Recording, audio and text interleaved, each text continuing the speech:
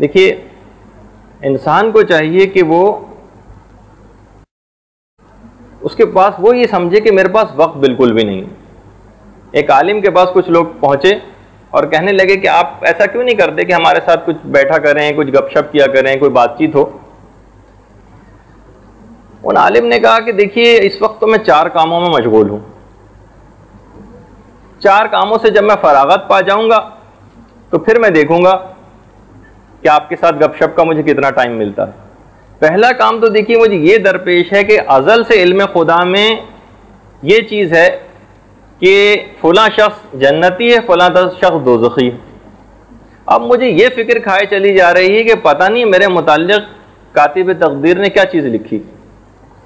دوسری چیز مجھے فکر یہ کھائی جا رہی ہے کہ جب بچہ ماں کے پیٹ میں آتا ہے تو فرشتہ اس کے متعلق یہ کہتا ہے کہ پروردگارہ اس کو میں سعید لکھوں یا بدبخت. پتہ نہیں میرے متعلق پروردگار نے کیا ارشاد فرمایا ہے.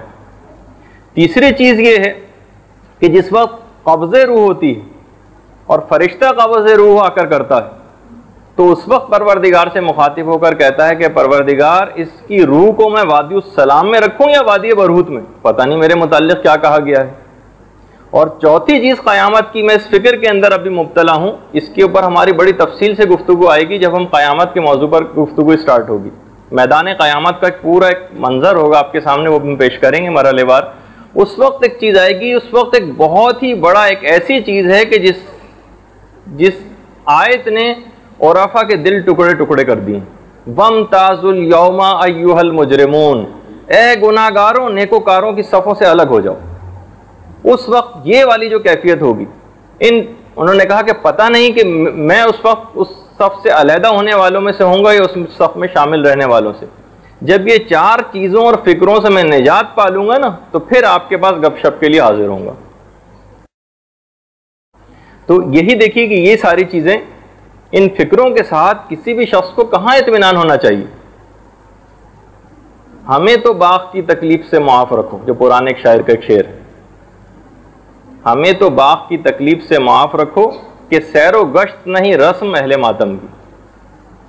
باغ کی یعنی یہ سیر و تفریح کرنا اور لاؤبالی زندگی گزارنا, ابھی تک تو ہمیں جو خوف ایک آخرت کا ہے اور اپنی عاقبت کا ہے, اس کے تحت یہ ساری خوشیوں کے اندر مبتلا ہونا یہ ایک بے وقوفی, جبکہ پتہ ہی نہیں کہ ہمارے ساتھ کیا انجام ہونے والا.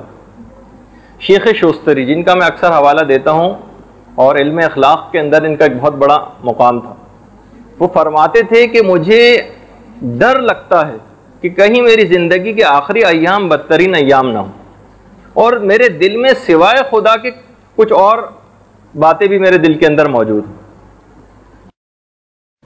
اصول کافی کے اندر ایک روایت ہے اور راوی ہیں ابو اسامہ. ابو اسامہ کہتے ہیں کہ میں امام صادق علیہ الصلوۃ والسلام کے ساتھ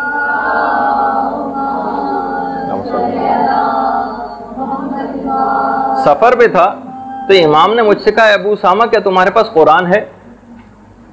میں نے کہا جی ہاں مولا ہے. کہا اچھا ایسا کرو قرآن پڑھو. سفر میں ساتھ چل رہے ہیں گھوڑے پہ. کہا میں نے قرآن پڑھنا شروع کیا. امام بہت زیادہ متاثر ہوئے. کہا ہے ابو اسامہ اپنے دل کی محافظت کرو.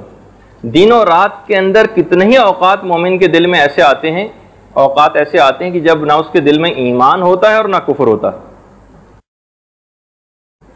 اے ابو اسامہ کیا کبھی تم اپنے دل کی طرف رجوع کرتے ہو اور اس میں کبھی دیکھتے ہو کہ کبھی نہ اس کے اندر یاد خدا ہوتی ہے, نہ کوئی ارادہ آخرت ہوتا ہے, نہ کوئی شوق بہشت ہوتا ہے. واقعی اگر آپ اپنے دل کو بھی ٹٹول کر دیکھیں تو بعض اوقات ہمارا دل بالکل خالی ہوتا ہے, کوئی چیز ہے ہی نہیں اس کے اندر.